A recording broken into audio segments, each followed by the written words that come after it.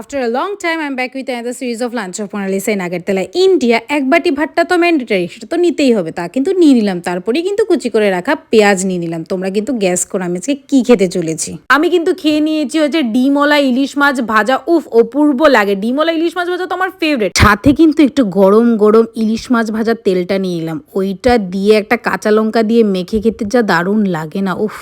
আমি না ইলিশ মাছের ক্ষেত্রে একদমই মিনি হয়ে যায়। আমি যখন ইলিশ মাছ খাই না, আমার পাতে একটা কাঁটাও থাকে না। আমি যে মাছ খেয়েছি সেটা কেউ বুঝতেই পারবে না। তোমরাও কি এরকম করো? তোমাদেরও কি ফেভারিট ইলিশ মাছ? কমেন্টে একটু জানিয়ে দাও। আর কিন্তু নিয়ে নিয়েছিলাম ছেঁচড়াটা। ওই দিন কিন্তু দারুণ রান্না করেছিলাম ছেঁচড়াটা।